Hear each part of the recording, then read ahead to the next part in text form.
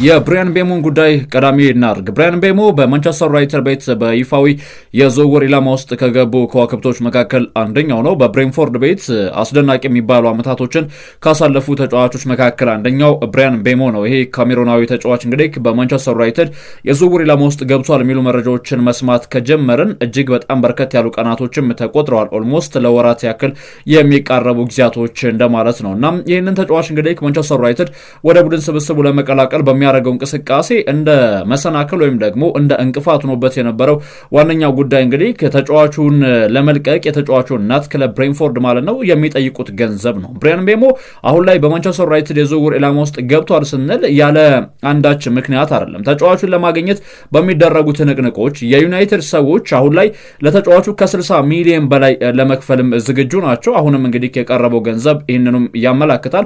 ታማኝ የሚባሉት ዘ አትሌቲክስም ጭምር ይህንን ጉዳይ አረጋግጠውታል። ታዲያም ማንቸስተር ዩናይትድ ከ60 ሚሊዮን ፓውንድ በላይ ለብራያን ቤሞ የዝውውር እንቅስቃሴ ማቅረባቸውም ተገልጿል። እርግጥ ነው አሁንም ቢሆን በዝውውር እንቅስቃሴው ላይ እንግዲህ እንደ መሰናክል እየሆነ የሚገኘው ዋነኛ ጉዳይ ማቲያስ ኩኛ ባለፈው የውድድር ዓመት ላይ እንግዲህ በወልቭስ ቤት ካሳየው እንቅስቃሴ አንጻር ብራያን ቤሞ በብሬንፎርድ ቤት ያሳየው እንቅስቃሴም ላቅ ያለ ነው። በዚህም እንግዲህ ለማቲያስ ኩኛ የከፈላችሁትን ያክል ገንዘብ ልትከፍሉን ይገባል በሚል የብሬንፎርድ እግር ኳስ ክለብ የበላይ ጠባቂዎችም እንደ ዋነኛ መከራከሪያ አበይት ነጥብ አድርገው እንደወሰዱትም ተገልጿል። ፋብሪዚዮ ሮማኖ ከዚህ ጋር በተገናኘ በዩቲዩብ አንድ መረጃን አጋርቶ ነበር። ይህንን መረጃው ምንድነው የሚለው እንግዲህ ማንቸስተር ዩናይትድ ለብራያን ቤሞ ቅድሚያ የሚሰጠው ጉዳይ ነው። በተለይም የፕሪሲዝን የጨዋታ ዝግጅታቸውን ቀደም ብለው ዩናይትዳውያን ከመጀመራቸው አስቀድሞ ብራያን ቤሞን የቡድን ስብስባቸው አባል ለማድረግም የሚችሉትን ነገር በሙሉ ይከውናሉ የሚል መረጃን አካፍሎ ነበር። ግን አሁን እንደ ዝውውር ወቅቱም እንደ ዝውውር መረጃዎችም ጭምር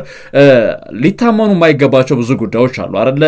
ክለቦች አንዳንድ እያሉ ገንዘቦችን በማስጨመር እንግዲህ የተለያዩ መጓተቶች እንዲፈጠሩ እንደዚሁም ክለቦች እንዲሰላቸው የማድረግ ሌሎች ተፎካካሪ ክለቦች ወደ ዝውውሩ እስኪገቡ ድረስ እንግዲህ በቋፍ ላይ እንዲቆይ የማድረግ ሂደቶችን እንመለከታለን። ለአብነት ያክል ማንሳት ካለብን የላይፕዚግ እና የቤንጃሚን ሴስኮን ጉዳይ በእርግጥ ወደ በኋላ ላይ በዝርዝር እናነሳዋለን እና መሽቶ ሲነጋ የዝውውር ገንዘቡን በመጨመር ሌሎች ፈላጊ ክለቦች በዝውውር ውስጥ እንዲሳተፉ በማድረግ እና ከዛም ክለቦችን እርስ በርሳቸው በማፎካከር አንድ ተጫዋች ከሚገባው በላይ ክፍያን ለማግኘት ጥረቶችን ያደርጋሉ። ነገር ግን የብራያን ቤሞ ዝውውር በእንደዚህ አይነት መልኩ ይቀጥላል ወይስ ማንቸስተር ዩናይትድ በፍጥነት ልክ ማቲያስ ኩኛን ባስፈረመበት አይነት ሂደት የተጫዋቹን ዝውውር ያጠናቅቃል የሚለው ጉዳይ የሚጠበቅ ነው የሚሆነው።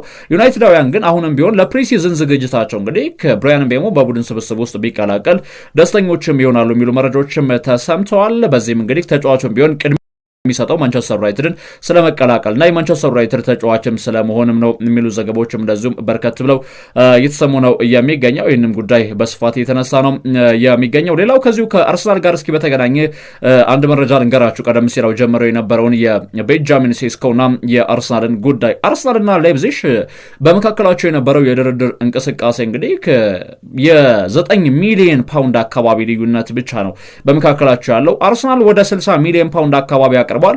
ነገር ግን ለተጫዋቹ ዋነኛ የዝውውር ገንዘብ አድርገው ላይፕዚጎች ያስቀመጡት ከ68 ሚሊዮን እስከ 70 ሚሊዮን ፓውንድ ድረስ ከተጫዋቹ ማግኘት ይፈልጋሉ የሚሉ ዘገባዎችም እንደዚሁም በሰፊው እየተሰሙ ነበር የሚገኙት። ነገር ግን የክለቦቹ አቋም አሁን ላይ ምን ይሆናል? አርሰናል ይጨምራል ወይስ እንደገና ደግሞ ላይፕዚግ የዝውውር ገንዘቡን ይቀንሳል የሚለው ጉዳይ በዋነኛነት የሚጠበቅ ሆኖ ያለ፣ ነገር ግን ከፖርቹጋል የሰማነው መረጃ ደግሞ ለላይፕዚጎች ጥሩ አይመስለኝም። ይህን ያክል ገንዘብ ቀርቦላቸው ማለትም ለአንድ የ21 ዓመት ተጫዋች ወይም ደግሞ ራሱን በደንብ በትልልቅ ውድድሮች ላይ ገና ማሳየት ያልቻለ በትልቅ ደረጃ ይጫወታል ተብሎ የታሰበ ያድጋል ተብሎ የተገመተ ተጫዋችን እስከ 60 ሚሊዮን ፓውንድ አካባቢ ቀርቦላቸው ውድቅ ካደረጉት በኋላ አርሰናላውያን አይናቸውን ወደ ፕላን ቢ አዙረዋል። እንደ ሪካርድ ፖርቹጋል መረጃ ከሆነ ቪክተር ዮኬሬሽ የስፖርቲንግ ሊዝበኑ ያጥቂ መስመር ሰላፊ ተጫዋች የአርሰናል ንብረት የመሆኑ ጉዳይ የጊዜ ጉዳይ ካልሆነ በስተቀር የሚቀር እየመሰለ አይደለም የሚገኘው። የስፖርቲንግ ሊዝበኑ ዳይሬክተር እንደዚሁ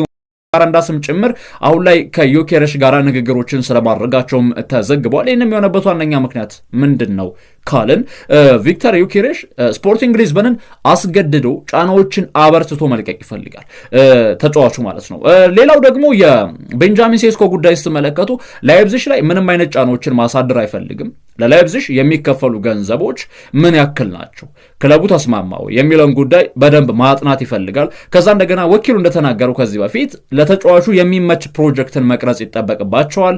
በውድድር ዓመቱ ላይ እንደዚሁም ደግሞ የሚያደርጋቸው የጨዋታ እንቅስቃሴዎችም እንደዚሁም ለተጫዋቹ ግልጽ ሊደረጉለት ይገባል። ከዛም እንደገና ደግሞ ይሄ ክለቡን ለቀው ለመውጣት በሚፈልግበት ጊዜ የሚለቅበት አንቀጽ እንዲካተትለት ይፈልጋል። ማለትም ለምሳሌ አሁን አርሰናል ተጫዋቹን በ70 ሚሊዮን ፓውንድ ካስፈረመው ቀጣይ ዓመት ወይም ከዛ በኋላ ከ2 እና 3 ዓመት በኋላ ለተጫዋቹ ዝውውር 90 ወይም 100 ሚሊዮን ፓውንድ ማቅረብ የሚችል ክለብ ካለ ክለቡን ለቆ እንዲወጣ የሚያደርገው አንቀጽ እንዲካተት ይፈልጋል። ማን? ቤንጃሚን ሴስኮ ወደ አርሰናል በሚያደርገው ዝውውር። ቪክተር ዮኬሬሽ ግን ይህንን ጉዳይ አይፈልገውም። አርሰናልን መቀላቀል ብቻ ነው የሚፈልገው። በስፖርቲንግ ሊዝበን የሚቆይበት እድል 0 ነው። ስለዚህ ጫናዎችን ማሳደር ይፈልጋል። አርሰናል ወደ ሌላ ዝውውር የሚያማትር ከሆነና የሚያመራ ከሆነ ደግሞ አሁንም ብዙ አማራጮች አሉት። ጁቬንቱስ፣ ማንቸስተር ዩናይትድ ጭምር የተጫዋቹ ፈላጊ እንደሆኑ ይታወቃል የቪክተር ዮኬሬሽ እና ለዚህም እንግዲህ አርሰናልን ቅድሚያ ሰጥቶ ሰፊ ስራዎችን የሰራ እንደሚገኝም ነው መረጃዎችም እያመላከቱ የሚገኘው። እርግጥ ነው ያው የዝውውር ገበያው በጣም አሰልቺ ይሆናል።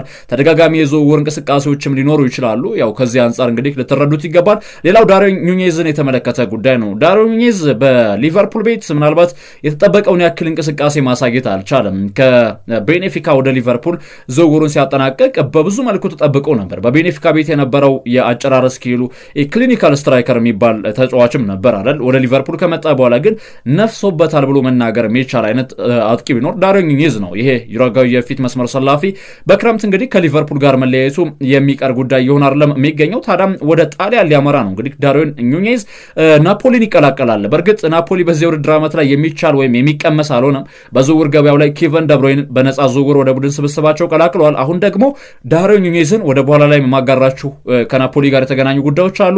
ነገር ግን ናፖሊ ለዝውውሩ አሁን ላይ እንግዲህ በተጫዋቹ የዝውውር ሂሳብ ጉዳይ ከሊቨርፑል ጋር ስምምነት ላይ ለመድረስ አበክረው እየሰሩ ነው የሚገኙት። ኬቨን ደብሮይን ካገኙ በኋላ እንግዲህ ዳርዊን ኑኔዝን ፊት ላይ ጣል ብናደርግ የተዋጣለት የቡድን መዋቅር ይኖረናል ብለዋል። ወደ 200 ሚሊዮን ዩሮ አካባቢ የዝውውር ገንዘብ ተበጅቶላቸዋል ናፖሊዎች። ታዲያ በዚህ የዝውውር በጀት እንግዲህ የተለያዩ ዝውውሮችን ለማጠናቀቅ አበክረው እየሰሩ ነው የሚገኘው። ዳርዊን ኑኔዝ ቀደም ሲል ያው የነገርኳችሁ የዝውውር እንቅስቃሴ ነው። ሌላው ደግሞ ከማንቸስተር ዩናይትድ ይለቃል ተብሎ የሚጠበቀውን ጀረን ማሊክ ሳንቾንም እንደዚሁም ወደ ቡድን ስብስባቸው መቀላቀል በሚችሉበት ጉዳይ በዋነኛነት አበክረው ስራዎችን ሰሩ ነው የሚገኘው። ሳንቾ ወደ ጁቬንቱስ እንደዚሁም ደግሞ ሳንቾ ወደ ናፖሊ የሚሉ ዝርዝር ዜናዎች በሰሞኑ ቀን በደንብ ሲሰሙ ነበር አይደለ? ነገር ግን አሁንም ቢሆን ናፖሊ ተጫዋቹን ዝውውር ለማጠናቀቅ በሚደረጉ እንቅስቃሴዎች ሞስት ፕሮባብሊ የተሻለ እድል አለን ብለው ያስባሉ እና ይህንን ተጫዋች እንግዲህ የቡድናቸው አንደኛው አካል ማድረግ ይፈልጋሉ። እርግጥ ነው ጁቬንቱስ ያልኳችሁ፣ ጁቬንቱስ ደግሞ ሳንቾን ለማግኘት በሚያደርጉት እንቅስቃሴ ይሄ ቅይሮችንም ለማካተትም አስበዋል። እንደ ቲምቶክ ዘገባ ከሆነ ጁቬ ሳንቾን ለማግኘት በሚደረገው እንቅስቃሴ ዳግላስ ሉዊዝ ወይም ደግሞ ዱሳን ብላውቪችን ከሁለት አንዳቸውን መርጣችሁ ጀረን ሳንቾን ስጡን የሚል ጥያቄ ለማንቸስተር ዩናይትድ መጠየቃቸውም እንደዚሁም ተገልጿል። ግን ደግሞ ዋነኛ ማነቆ የሆነባቸው ለጁቬንቱስ እግር ኳስ ቡድን ማለት ነው የጀረን ሳንቾ ሳምንታዊ የሚያገኘው ክፍያ እጅግ በጣም የተጋነነና ከፍተኛ የሚባል ክፍያ ስለሆነ ይህንን ገንዘብ መሸፈን እንችላለን ወይ በሚለው ጉዳይ እንግዲህ ከአሁንም ቢሆን ጥያቄ እንዳላቸውም ነው መረጃዎችም የሚያመላክቱት። ለማንኛውም የጀረን ማሊክ ሳንቾ እና የናፖሊ እንደዚሁም ደግሞ የሳንቾና የጁቬንቱስ ጉዳይ በሰፊው የተነሳ ነው የሚገኘው። ማንቸስተር ዩናይትድ ግን አሁንም ቢሆን በዝውውር ገበያው ላይ በጣም በርከት ያሉ ተጫዋቾችን ለሽያጭ ስለማቅረቡም ነው እየተገለጸ የሚገኘው። ኢብራሂማ ኮናቴ ከሊቨርፑል ጋርም አዲስ ኮንትራት ስለመፈራረሙ እንግዲህ እርግጥ የሆነ ጉዳይ የለም። ፈረንሳዊ ተከላካይ እንግዲህ ሊቨርፑል ባቀረበለት ደሞዝ ቅሬታዎችን አሰምቷል ተብሏል። በዚህም እንግዲህ በሊቨርፑል ቤት ኮንትራቱን የማያራዝም ከሆነ ቀጣይ ዓመት ላይ እንግዲህ መዳረሻው ወደ ሪያል ማድሪድ እንዳይሆንም ያሰጋል። በእርግጥ በሊቨርፑል ቤት ኢብራሂማ ኮናቴ የፕሮጀክቱ አንደኛው አካል ነው። የፕሮጀክቱ አንደኛው አካል ነው ሲባል ግን ሊቨርፑል በዝውውር ገበያው ላይ የተከላካይ መስመር ሰላፊ፣ የአጥቂ መስመር ሰላፊ ተጫዋቾችን አሁንም ቢሆን እያደነ እንደሚገኝ ይታወቃል። ስለዚህ የተከላካይ መስመር ሰላፊ ተጫዋቾችን ወደ ቡድን ስብስቡ የሚያመጣ ከሆነ የኢብራሂማ ኮናቴ ጣፋንታ ምን ሊሆን ይችላል የሚሉ ጉዳዮች ናቸው በዋነኛነት እንደ ጥያቄ እንዲነሱ የሚያደርገው። ነገር ግን ኢብራሂማ ኮናቴ አሁንም ቢሆን የሊቨርፑል እግር ኳስ ቡድን አንደኛው አካል ነው። ነገር ግን የቀረበለት ደሞዝ ወይም ደግሞ ይህ ሳምንታዊ ክፍያው በብዙ መልኩ የሚዋጥለትም አልሆነም። ለ26 ዓመቱ ፈረንሳዊ ተጫዋች በነገራችን ላይ ከሀገረ ማሊ የዘር ሐረጉ ይመዘዛል። ኢብራሂማ ኮናቴ በሊቨርፑል ቤት ያለው ኮንትራት ደግሞ ቀጣይ ዓመት ይጠናቀቃል። ጁን 30 2026 ላይ ይጠናቀቃል። ሪያል ማድሪድ ይህንን ጉዳይ በአንክሮ የሚመለከተው ቡድን ነው። ታዲያም የሪያል ማድሪድን ፍላጎት እንግዲህ በደንብ አገናዝቦ የሚሰማና የሚመለከት ከሆነ ኮንትራቱንም ሊያራዝም ይችላል ተብሏል። በ2021 40 ሚሊዮን ወጥቶበት ነበር ከላይፕዚግ ወደ ሊቨርፑል ያመራው ይህም የመሃል ተከላካይ ግዙፉ ኢብራሂማ ኮናቴ በሊቨርፑል ቤት የቀረበለት እንግዲህ ደሞዝም ቅር አሰኝቶታል ተብሏል። 95 ኪሎ ግራም የሚመዝነው የሊቨርፑል ተከላካይ እንግዲህ ቀጣይ መዳረሻው የት ይሆናል በዋነኛነት ይጠበቃል። ሊቨርፑልና ኢብራሂማ ኮናቴ የማይስማሙ ከሆነ መዳረሻው ወደ ሳንቲያጎ በርናቦ ሊሆን ይችላል። ሌላው የጆሬል ሃቶ ጉዳይ ነው። ጆሬል ሃቶ ወደ አርሰናል ሊያመራ ይችላል ወይስ ደግሞ ወደ ሌሎች ክለቦች ሊያመራ ይችላል በሚሉ ጉዳዮች የተጫዋቹ ወኪል እንግዲህ በእንግሊዝ ተገኝቶ ንግግሮችንም አድርጓል። ይህንም የሆነበት እንግዲህ ለንደን ላይ ነው የሚገኘው። ወደ ለንደን ከመጣ ደግሞ ጆሬል ሃቶን ዝውውር ለማጠናቀቅ ዋነኛ ፈላጊ የሚባሉት ክለቦች አርሰናልና ቸልሲ ናቸው። ከአርሰናሎች ጋር እንግዲህ ንግግሮችን እንዳደረገም ተገልጿል። ነገር ግን አርሰናል አሁን ከቸልሲ ቀድሞ ተጫዋቹን ለማስፈረም የተለያዩ እንቅስቃሴዎችን እያደረጉ ይገኛሉ። ቸልሲ ያው አንዳንድ ጊዜ በዝውውር እንቅስቃሴ የሚወስናቸው ውሳኔዎች ይሄ እብደት የተሞላባቸው ብለን የምንጠራቸው አይነት የዝውውር ውሳኔዎችን የሚወስን ቡድን ነው። በዝውውር ገበያው ላይ ትልልቅ ገንዘቦችን የሚከፍል አይነት ቡድን ነው። ስለዚህ አርሰናል በጊዜ ቸልሲ ገንዘቦችን በይፋ ከማቅረቡ አስቀድሞ እንግዲህ የዝውውር እንቅስቃሴዎችን ማጠናቀቅ በሚችልበት ጉዳይ አሁን ላይ አበክሮ እየሰራ ይገኛል የሚሉ ዘገቦችም ተሰምተዋል። ወኪሉ እንግዲህ የጆሬል ሃቶ ማለት ነው በቅርብ ጊዜያቶች እንግዲህ ከሁለቱም ክለቦች ጋር ይነጋገራል ተብሎ ይጠበቃል። ትናንትና ግን ከአርሰናል እግር ኳስ ክለብ የበላይ አመራሮች ጋር ንግግሮችን ስለማድረጉም ነው መረጃዎችም እያመላከቱ የሚገኘው። ከዚሁ ከአርሰናል ጋር በተገናኘ ፋብሪዚዮ ትናንት እንዲያጋራው መረጃ ነበር። ሪያል ማድሪድ በቀጥታ እንግዲህ ከሮድሪጎ ጋር ንግግሮችን እስኪያደርግ ድረስ የአርሰናል እግር ኳስ ቡድን ምንም አይነት የዝውውር እንቅስቃሴዎችን አድርጎ ዋጋዎችንም ለማድሪድ ማሳወቅ አይፈልግም የሚል ሀሳቦችንም አጋርቷል። እንደ ምክንያትነት የቀረበው ደግሞ ሪያል ማድሪድ ዋጋዎችን ያስጨምረናል የሚል ከፍተኛ የሆነ ስጋትም አለባቸው። ሚኬል አርቴታ የአርሰናል እግር ኳስ ቡድን እንግዲህ በክንፍ ቦታ ማለትም በግራይ ማጥቃት እንቅስቃሴ ላይ የሮድሪጎን ፊርማ የሚያገኝ ከሆነ የተሳካ ዓመታቶችን ማሳለፍ እንደሚችል አስቀድሞም ያስባል። በዚህም እንግዲህ የሮድሪጎን ጉዳይ በአንክሮ እየተመለከቱት ነው የሚገኘው። ነገር ግን አሁንም ቢሆን በዝውውር እንቅስቃሴው የተጫዋቹን ፊርማ ለማገኝ እስከ 70 ሚሊዮን ፓውንድ ከዛም በላይ የዝውውር ዋጋዎችን ሪያል ማድሪድ ይጠይቃል ተብሎም ይጠበቃል። በእነዚህ ገንዘቦችና በእነዚህ የዝውውር እንቅስቃሴዎች ላይ እንግዲህ ማድሪድ ምን አይነት ሂደቶችን ይከተላል፣ እንደዚሁም ደግሞ የተጫዋቹ ዋነኛ ፈላጊ አርሰናልስ የተጠየቀውን ገንዘብ መክፈል ይችላሉ በሚሉ ጉዳዮች እንግዲህ ብዙኖችም ሀሳቦቻቸውንም እያጋሩ ነው የሚገኘው። ወደ ማንቸስተር ዩናይትድ ልውሰዳቸው እስኪ። ማንቸስተር ዩናይትድ ጀደን ሳንቾን እንደዚሁም ደግሞ ማርከስ ራሽፎርድን፣ አሌሃንድሮ ጋርናቾን እነዚህ ሶስቱን አጥቂዎች በክረምት የዝውውር መስኮት ከክለቡ መቀነስ ወይም ደግሞ ለሽያጭ ማቅረብ ይፈልጋሉ እና በእርግጥ ከሁለቱ ተጫዋቾች ለምሳሌ ከሳንቾ እና እንደዚሁም ደግሞ ከማርከስ ራሽፎርድ በላይ የአሌሃንድሮ ጋርናቾ ጉዳይ ደግሞ ጮክ ብሎ የተሰማ ይገኛል አይደለ? በሰሞኑ ቀን በተለይ የአስቶን ቪላን ማሊያ ለብሶ የትሬኒንግ እንቅስቃሴዎችን ሲያደርግ ከታየ በኋላ አሁን ላይ እንግዲህ ተጫዋቹን ለመሸጥም ፍላጎትም ማሳደራቸው ከፍ ብሏል። እንደ ማትሎ ዘገባ ከሆነ ታዲያ ማንቸስተር ዩናይትድ አሌሃንድሮ ጋርናቾን ወደ ምዕራብ ለንደን ሊሸኙት ይችላሉ ብሏል። ይህም የሆነበት ዋነኛ ምክንያት እንግዲህ ዩናይትድና ቸልሲ የክሪስቶፈር ንኩንኩና የአሌሃንድሮ ጋርናቾን የመቀያየር እንቅስቃሴዎችን ለማፋጠን አስበዋል ተብሏል። እስካሁን ድረስ በሁለቱ ክለቦች መካከል በዚህ ጉዳይ ዙሪያ ይፋዊ ውይይቶችም ባይደረጉም ሀሳቡ ግን በመርህ ደረጃ መቅረቡንም ነው ማሲሎ የሚያጋራው። የምዕራብ ለንደኑ ክለብ ቸልሲ የአሌሃንድሮ ጋርናቾን ፊርማ ይፈልገዋል። ማንቸስተር ዩናይትድ ደግሞ ክሪስቶፈር ንኩንኩን ይፈልገዋል። በዚህም እንግዲህ የመቀያየር ሂደቶች ሊኖሩ ይችላሉ። ፋብሪዚዮም ይህንን ጉዳይ አረጋግጦታል። ዩናይትድ ከክሪስቶፈር ንኩንኩ በዚህ ክረምት እንግዲህ ንግግሮችን በማድረግ ወደ ክለባቸው ማምጣት ይፈልጋሉ። ጋርናቾ ደግሞ በማንቸስተር ዩናይትድ ያለው ነባራዊ ሁኔታ በደንብ ባገናዘበ መልኩ በክለቡ የመቀጠል እድሉ ኦልሞስት ያበቃለት ወይም ያከተመ ይመስላል። እናም በዚህ ወቅት ሁለቱ ክለቦች መካከል እንግዲህ ግንኙነቶች ባይደረጉም እንኳን በግል ጥቅማ ጥቅሞች ዙሪያ ግን የተደረሱ ነገሮች፣ ስምምነቶች ባይኖሩም ተጫዋቾችን ስለመቀየር አሁንም ሁለቱ ክለቦች አበክረው ይሰራሉ የሚሉ ዘገባዎች ሰምተዋል። በዚህም እንግዲህ የዩናይትድ እና በተለይ የቸልሲ ደጋፊዎችም ደስተኛ ሊሆኑበት ይችላሉ ተብሎ ይጠበቃል። አንዳንድ ጊዜ ማንቸስተር ዩናይትድ ደጋፊዎች ምን ይላሉ? ለክለቡ ለባጁ እምነት የሌላቸውና ለማንቸስተር ዩናይትድ ክብር የሌላቸው ተጫዋቾች በማንቸስተር ዩናይትድ ቤት በፍጹም ልናያቸው አይገባም ይላሉ። በተለይ አሌሃንድሮ ጋርናቾ የሚጫወተው ላይክ እንደ ጋርናቾ እንደ ራሱ ነው፣ ነገር ግን አክት የሚያደርገው እንደ ክርስቲያኖ ሮናልዶ ነው በሚል በርካታ የማንቸስተር ዩናይትድ ደጋፊዎችም ይቃወሙታል። ልጅ ሰልፍሽነቱን በጣም በዝቷል ይላሉ። በቸልሲ ቤት ደግሞ ክሪስቶፈር ንኩንኩ በሌይፕዚግ ቤት የነበረው ንኩንኩ መሆን አልቻለም፣ በጣም ተዳክመዋል። ከኳስ ጋር ያለው ቁርኝት በእርግጥ በኮንፈረንስ ሊግ ጥሩ የሚባል እንቅስቃሴ ነበረው፣ ጉዳቶች የሚያሰቃዩት ተጫዋች ሆኗል። በዚህም እንግዲህ የተጫዋቾች የቀየር እንቅስቃሴም በዋነኛነትም እየተነሳ ይገኛል። በቀጣይ ቀናቶችም ይፋ የሚደረጉ ጉዳዮች በዋነኛነትም ይጠበቃሉ። የሳውዲ አረቢያው ክለብ አልናሳር ብራዚላዊውን አማካኝ ካርሎስ ካዚሜሮን ከማንቸስተር ዩናይትድ ማስፈረም በሚችሉበት ጉዳይ እንግዲህ አሁንም ንግግሮችንም እያደረጉ ይገኛሉ። ለማንቸስተር ዩናይትድም እንደዚሁም ጥያቄን አቅርበዋል።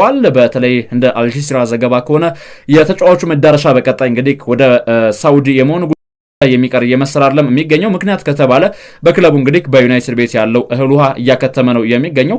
ክለቡም ቢሆን ከሚከፈለው ሳምንታዊ ክፍያና ከሚያገኛቸው ጥቅማ ጥቅሞች አንጻር ተጫዋቹ ክለቡን ለቆ ቢሄድ በክለቡ ላይ እንግዲህ የሚፈጠር አንዳችም ጫና የለም ብለው እንደሚያስቡም ነው ዘገቦችም የሚያመላክቱት። በዚህ ጉዳይ እንግዲህ ብዙሃኖችም በሁለት ጎራ ተከፍለው ሀሳቦቻቸውን እየሰጡ ነው። አሁንም ቢሆን የዝውውር እንቅስቃሴውን ስትመለከቱት ማንቸስተር ዩናይትድ አመርቂ የሚባሉ የዝውውር እንቅስቃሴዎችን እያደረገ ስለማይገኝ አሁንም ቢሆን ያሉትን ተጫዋቾች ሸኝቶ ያሉትን ተጫዋቾች ከክለቡ አሰናብቶ በኋላ በባዶ እጁ እንዳይቀርም ግሌዘሮችን ማመን ቀብሮ ነው የሚሉ አንዳንድ የዩናይትድ ደጋፊዎችም በሶሻል ሚዲያ እየተመለከትኩ እገኛለሁ። ግን ደግሞ በርከት ያሉ ተጫዋቾችን ከክለቡ አሰናብቶ አሰልጣኝ ሮበን አሞሪም በሳቸው ታክቲክ በሳቸው የእግር ኳስ ሚና ሻይል ሊያደርጉ የሚችሉ ተጫዋቾችን ወደ ቡድኑ ማምጣት በዋነኛነት የሚጠበቅ ጉዳይ ነው። ሊቨርፑል ናታን ፊሊፕስን ወደ ዌስት ብሮሚች አልቢዮን የሚያደርገው ዝውውር በቋሚ ውል እንግዲህ እንዳጠናቀቁ ይፋ አድርጓል።